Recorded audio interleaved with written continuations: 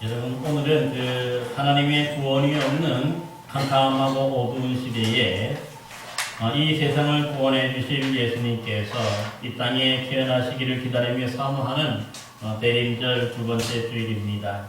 오늘은 이 예수님의 탄생과 관계된 그런 말씀을 통해서 함께 말씀의 은혜를 나누려고 합니다. 여러분, 우리 누가복음 1장에 보면 특별히 이 탄생에 대한 말씀이 두 가지가 기록이 되어져 있어요. 그 먼저는 바로 이 세례 요한의 탄생에 대한 기록이고, 또 하나는 바로 우리 주님 예수 그리스도에 대한 탄생의 비밀입니다. 그리고 어떻게 보면 우리가 생각할 때 이 성경이 사실은 그 예수님의 비밀만, 탄생만 알려주면 참 좋겠는데 왜 굳이 이 세례 요한의 그러한 탄생의 비밀까지도 함께 이렇게 기록하였을까요? 여러 가지 생각해 볼 수 있지만 가장 중요한 것은 뭐냐면 이 세례 요한의 탄생과 우리 주님의 탄생이 결코 뗄래야 뗄 수가 없기 때문에 그렇습니다. 우리 주님의 그 원년 계획에 아주 중요하게 연결이 되어 있기 때문에 두 사람의 이 탄생의 기록을 함께 기록하는 것을 볼 수가 있습니다. 그래서 먼저 예수님보다 6개월 먼저 이 땅에 태어난 세례 요한의 출생의 비밀에 대해서 우리가 좀 함께 알아보려고 합니다. 때는 이 역사적으로 유대왕 헤롯 때인데요. 하나님의 성전에서 일하였던 이 사람 중에 한 사람이었던 제사장 샤가랴라는 사람이 있었고, 또한 그의 아내 엘리사벳이 있었습니다. 그래서 오늘 성경에 보니까 이 두 사람 모두가 하나님 앞에 의인으로 주의 계명과 규례대로 금이 없이 행하였던 자들이라 말씀합니다. 그러니까 뭔가 하나님께서 이렇게 들어쓰시기에 합당한 그런 자라는 뜻이겠죠. 금이 없고 주의 계명을 지키고 행하는데 뭡니까? 조금도 부족함이 없었다 하는 그런 말씀이기 때문에 그래요. 그래서 이 두 부부를 통해서 하나님은 뭔가 큰 계획을 가지고 계심을 우리가 알 수가 있는 겁니다. 그런데 오늘 이 부부지만은 그러나 그들에게 모든 것이 잘 된 것이 아니라 어찌 보면 하나의 부족한 점도 있었죠. 그것이 바로 뭐냐면은 엘리사벳이 잉태하지 못함으로 자식이 없다고 말씀하고 있어요.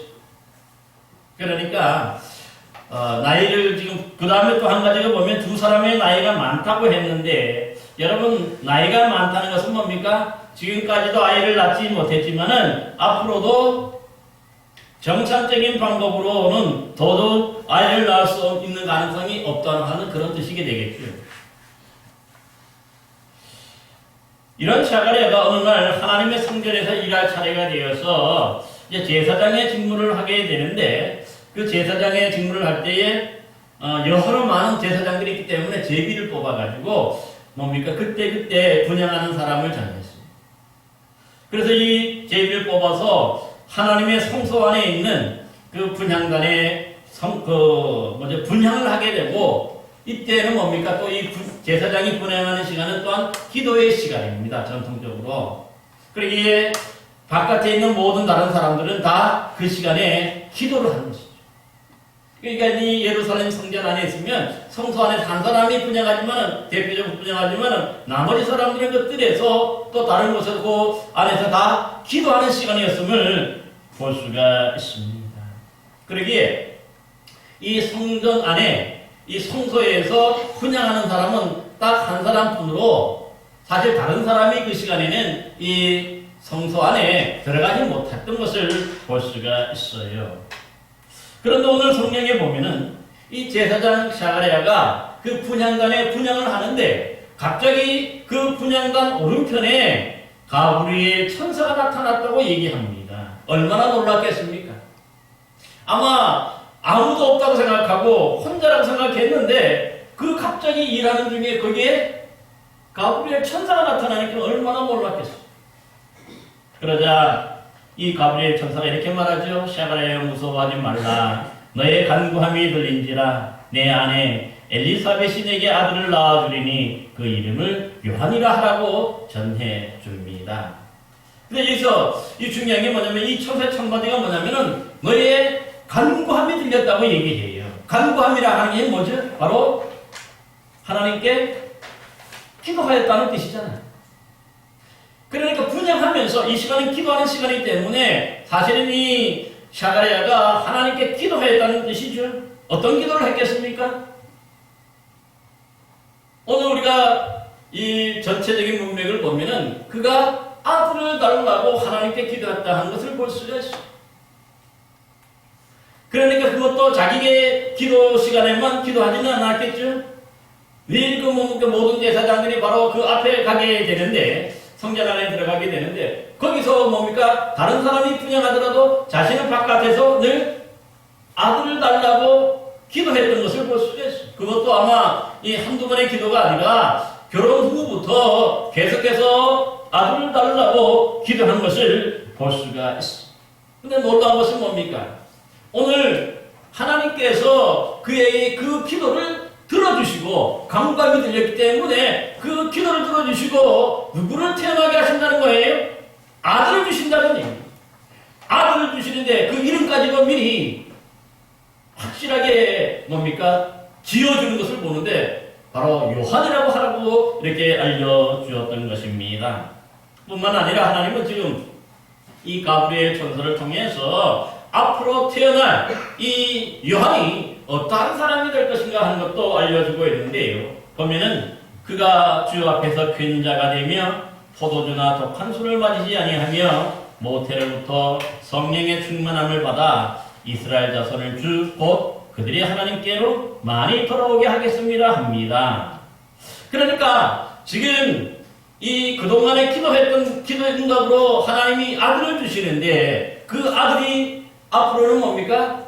이 구약 성경 말라기에서 예언했던 대로 또 이사야에서 예언했던 대로 하나님의 그 길을 주의 오실 길을 예비하는 메시아가 오실 길을 예비하는 그런 예비자로 바로 뭡니까? 쓰임받게 될 것임을 가르쳐주고 있는 것입니다.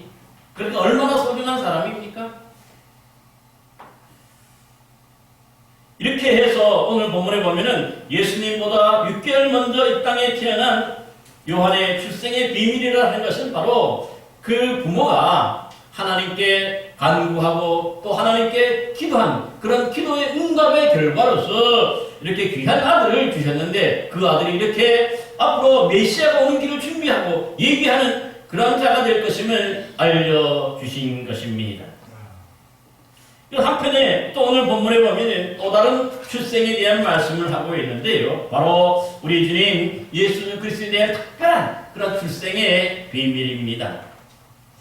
여러분 제사장 샤가랴에게 나타났던 이 천사의 예언대로 엘리사벳이 잉태한 지 6달쯤에 이번에는 이 천사 가브리엘이 아주 모든 사람들이 무시하는 갈릴리 나사렛이라 하는 시골 동네를 가서 거기에 다윗의 자손 요셉이라는 사람과 약혼한 처녀였던 마리아에게 나타났다고 합니다. 여러분 그러나 이 천사 가브리엘은 마리아여 무서워하지 말라 내가 하나님께 은혜를 입었느니라 보라 내가 잉태하여 아들을 낳으리니 그 이름을 예수라 하라 합니다. 그러니까 똑같은 형식을 취하고 있죠. 앞에 이 요한이 태어나는 모습과 이 예수님이 태어나신 그 부분이 아주 비슷해요. 하나님께서 미리 알려주시고 또 그 이름까지도 정해주신 특별한 사람이라 하는 것들을 우리에게 알려주고 있는 겁니다. 특별히 그런데 오늘 이 요한은 메시아의 길을 준비하는 사람이라고 말씀했는데 그러나 오늘 이 예수님은 어떤 사람이 될 것을 말씀하고 있어요? 큰 자가 되어서 지극히 높으신 아들로 또 이스라엘 백성들 모두가 그토록 기다리던 하나님께서 이 땅을 구원하러 보내시는 하나님의 아들 메시아일 것임을 말씀해요. 이건 엄청난 일인 거지. 사실 이 엄청난 일을 지금 뭡니까? 아직까지 결혼하지도 않은 처녀 마리아에게 지금 알리고 있는 것입니다. 그러자 이 마리아가 어떻게 응답합니까? 나는 남자를 알지 못하니 어찌 이 일이 있으리까 대답합니다. 그러니까 여기서 남자를 알지 못한다는 뜻은요. 자신은 그 어떤 남자와도 지금까지 성적인 접촉이 없었다는 것이죠. 그러므로 자기는 이런 뭔가 일반적으로 생각할 때 남자와 이게 뭔가 접촉하지 않았기 때문에 아이를 낳을 수 없다고 얘기하죠. 어떻게 보면 이 마리아의 대답은 지극히 상식적인 대답입니다. 왜냐하면은 여러분도 아시다시피 여러분 아무리 이 땅의 모든 사람들이 특별하게 태어난다 그래도 여자 혼자서 남자 없이 동침 없이 이렇게 아이가 잉태되지는 않기 때문에 그렇습니다. 어떠한 경우에도 지금 보면은 대부분은 다 모두가 다 남자와 여자의 성적인 접촉에 의해서 아이가 생기는 거지 이 남자와 이런 성적인 접촉 없이 아이가 결코 생기는 것은 있을 수가 없기 때문에 이렇게 대답한 겁니다.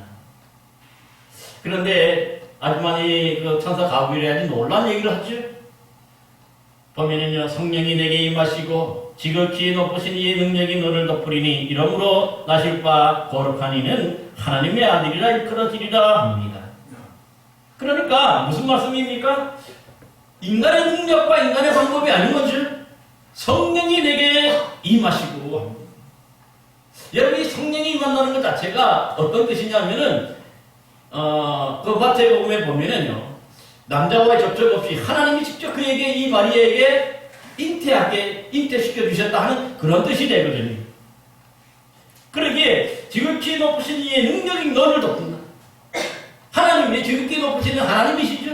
하나님이 이 마리아를 덮고 마리아에게 능력이 임하니까 이 결혼하지 아니한 처녀 남자와 전혀 이런 성적인 접촉이 없어서도 하나님의 능력으로 지금 뭡니까? 임신하게 됨을 분명하게 말씀하고 있는 것을 볼 수가 있습니다.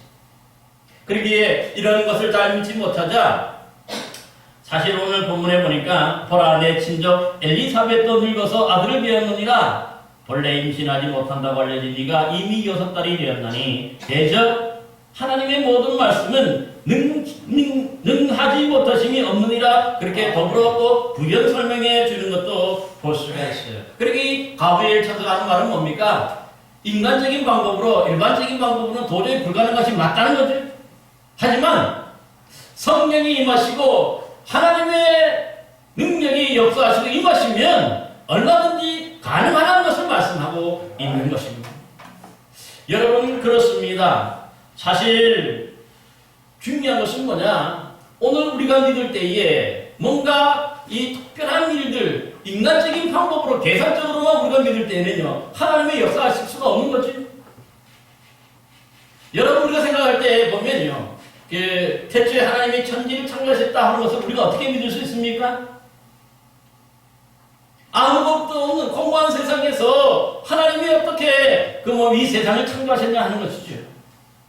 그 창조주 하나님을 우리가 믿는데 사실 그 하나님이 이 세상을 창조하셨음을 믿는다면요, 그 아이 하나 이렇게 그 여인 남자와 접촉 없이도 얼마든지 가능하다는.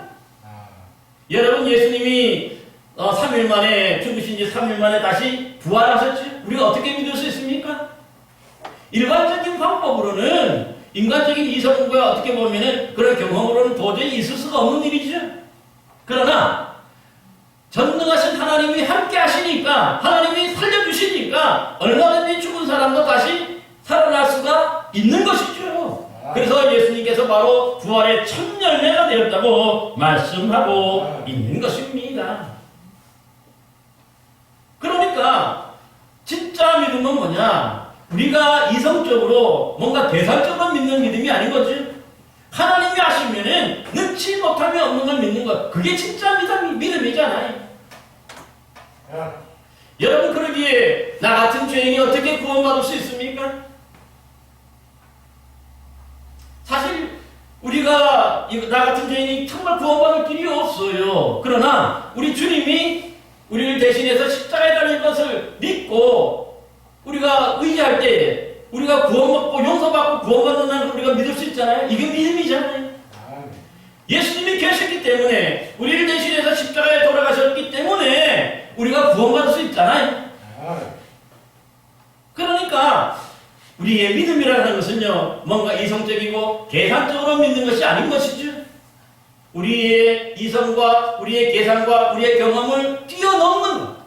하나님이 하신다면 능치 못함이 없다는 것을 믿는 것. 그게 진짜 분명한 믿음인 줄로 믿습니다. 그리고 오늘 이 마리아도 똑같은 거 아닙니까?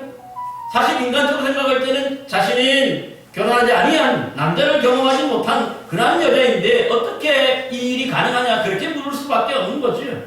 그러나 하나님이 함께 하신다고 하는 것, 전능하신 이가 함께 하시고 역사하실 때에 이 어떠한 일도 일어났다는 것을 그가 믿을 수가 있게 되는 것입니다.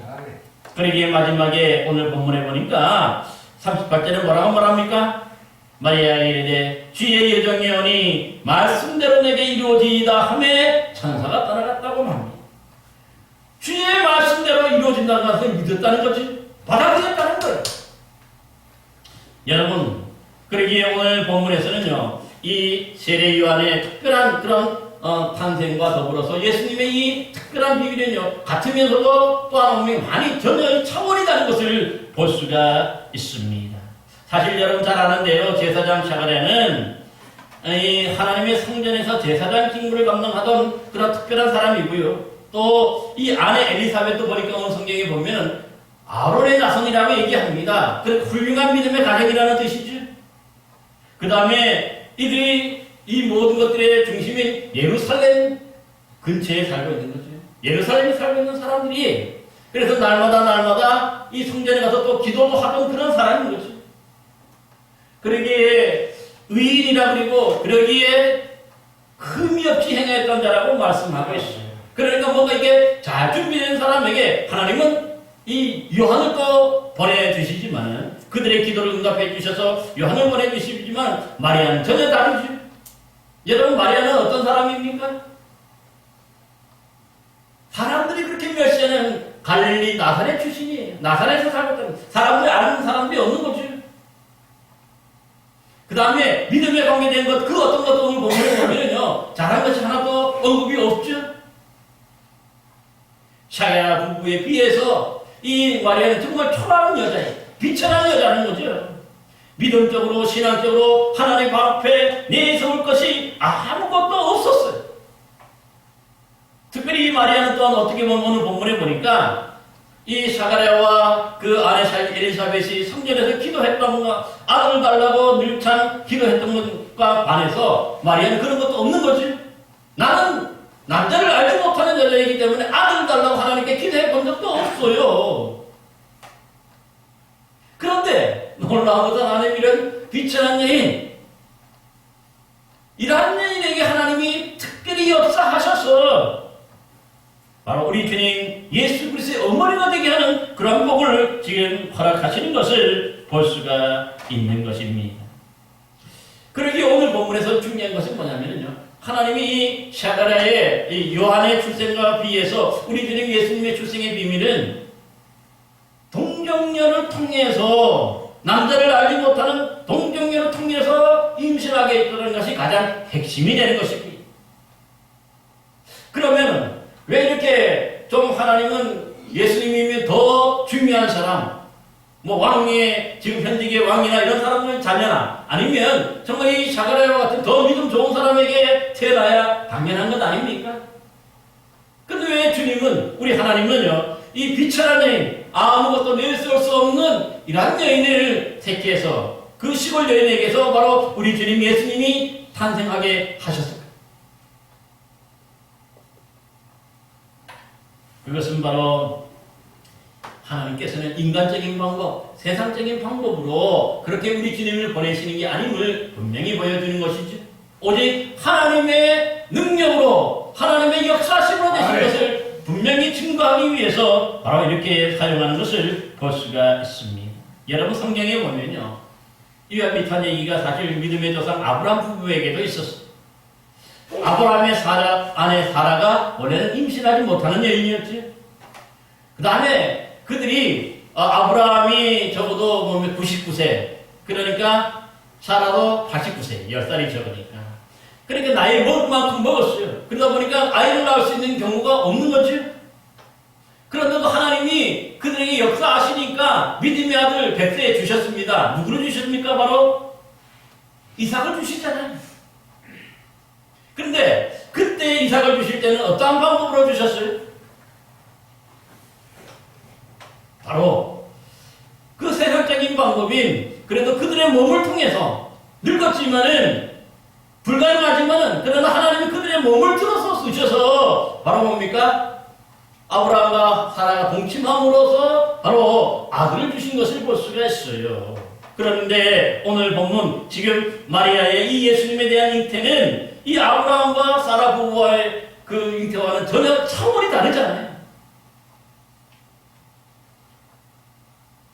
남자와의 접촉 없이 동정녀의 몸을 빌려서 우리 주님이 태어나게 하신 것이기 때문에 그러한 겁니다. 그러게 오늘 35절에도 보면은 성령이 내게 임하시고 지극히 높으신 이의 능력이 너를 돋보리리 하였는데 하나님의 능력으로 된 것임을 분명히 말씀하고 있어요. 그러기에 마태복음에 보면요, 1장에 보면은 이 요셉이 마리아를 천사가 생명해서 데리고 오라 그러니까 데려오지만은 그가 예수님이 태어날 때까지 동침하지 아니했다고 얘기해. 그러니까 그 동정녀의 몸을 온전히 지켰다는 것을 분명히 말씀하고 있는 것입니다. 그러기에 우리 주님 예수님의 탄생은요, 이 마리아의 몸을 동정녀였던 이 마리아의 몸을 빌려서 잉태하게 되었는데 이것은 뭡니까? 세상적인 방법이 아니라는 거죠. 오직 하나님의 방법인 거예요. 하나님만의 특별한 방법으로 바로 이렇게 동정녀의 몸을 빌려서 예수님이 이렇게 탄생하게 됨을 우리에게 분명히 말씀합니다. 여러분, 그러기에 본문 37절에도 보면은 대저 하나님의 모든 말씀은 능하지 못하심이 없으니라 말씀했는데 여러분, 그 하나님의 말씀이 하신 대로 바로 이루어지고 성취된다는 것을 우리에게 보여주는 것입니다. 여러분, 그러기에 최초의 천지를 창조하실 때도 보면은 하나님께서 세상을 어떻게 창조하십니까? 말씀으로 창조하셨다고. 그 말씀대로 이루어지고 말씀대로 성취되었다는 것을 우리는 기억해야 하는 것입니다. 그러게 이렇게 임신하기 불가능한 여인, 처녀의 몸인 이 마리아를 통해서도 탄생하신 것에 대해서 이미 오늘 본문 28절에 천사가 뭐라고 말합니까? 마리아를 하나님께 은혜를 받은 자라 하고요. 또 30절에도 보면은 내가 하나님께 은혜를 입었다고 반복해서 강조하고 있어요. 이 모든 말씀들이 주로 동정녀지만 하나님의 은혜를 입으니까 하나님이 이 마리아에게 역사하니까 이 여인에게도 이렇듯 놀라운 우리 주님이 잉태가 되고 또 탄생하는 것을 볼 수가 있는 것입니다. 그렇게 중요한 건 뭡니까? 사실 이 마리아가 오늘 본문에도 보면은 38절에 주의 여종이오니 말씀대로 내게 이루어지다 하면서 그 큰 믿음으로 받아들이게 되는 것을 볼 수 있습니다. 그러기에 우리 모두가 사실은 이렇듯 불가능하고 좀 더 부족하지만은 하나님이 이런 크신 능력을 입을 때에 능치 못함이 없을 줄로 믿습니다. 이것을 믿는 것이 진짜 믿음임을 우리는 기억해야 합니다. 근데 오늘 우리가 본문을 통해서 또 한 가지 기억해야 되는 것이 뭐냐면 사실 마리아가 이 귀한 것들을 믿음으로 주의 말씀대로 내게 이루어지이다 하고 받아들이는데도 그에게는 엄청 큰 믿음이 필요한 것이죠. 왜냐하면 여러분 그 모든 것이 하나님의 은혜를 더 느끼고 하면 되는 것이 아니기 때문에 그래요. 앞으로 이 여인이 적어도 예수님이 태어나기까지는 엄청난 고난의 길, 가시밭길이 있잖아요.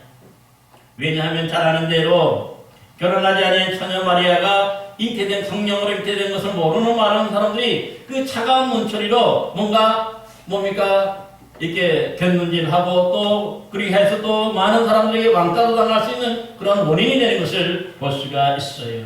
현실적으로 보면은 결혼하지 않은 처녀가 임신하였다고 하면은 이런저런 사람들에게 조롱당하기가 마련이고 또 일정 기간 동안에는 엄청나게 이 심리적인 압박감도 큰 것을 볼 수가 있어요.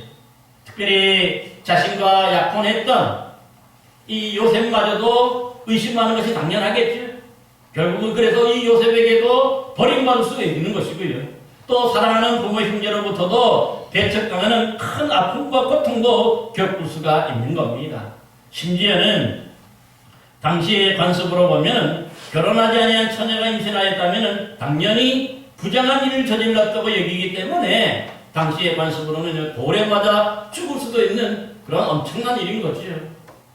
그러니까 아마 임신했다 할 때 기쁨보다도 오히려 이런 더 큰 어려움들, 수탄이는 환경적인 여건들, 가시밭길을 누구나 순간적으로 떠올릴 수밖에 없을 것입니다. 하지만은 어떻습니까? 이 모든 일을 잘 알면서도 마리아는 주의 말씀대로 내게 이루어지이다 하는 그 큰 믿음으로 받아들이니까 하나님이 오히려 그들에게 그의 은혜를 베풀어 주면서 결국은 예수님의 어머니가 되는 놀라운 복을 받게 되는 것입니다. 여러분, 그러기에 지금도요, 여러분이 나사렛의 성지순례를 가보면 그 교회가 두 교회가 있어요. 거기에도 보면 이 아버지 요셉을 기념하는 요셉 교회가 있고요. 또 마리아를 기념하는 그 기념 교회도 있는데 두 교회 규모가요 엄청나게 크게 차이 납니다. 아버지 요셉의 그 교회는요 참 작아요. 볼품이 없어요. 한쪽에 결국 이렇게 있는데 마리아의 그 교회 마리아 기념 교회를 보면요 엄청나게 큰 것을 볼 수가 있어요. 거기에 보면 한글로 된 어떤 그런 구절도 있는데 그 모든 사람들이 사실 그 마리아를 기념하는 그 교회에 가서 예배 드리는 것을 보고요. 되게 보면 요셉의 교회를 가가지고 기도 잠깐 하고 나오는 것을 볼 수가 있어요. 여러분, 그러기에 이렇게 어렵고 이렇게 힘든 가운데서도 하나님의 말씀대로 이루어짐을 믿고 받아들일 때에 이런 만세의 길이 빛나는 그런 예수님의 어머니가 되는 그런 복을 받아 누리게 되는 것입니다.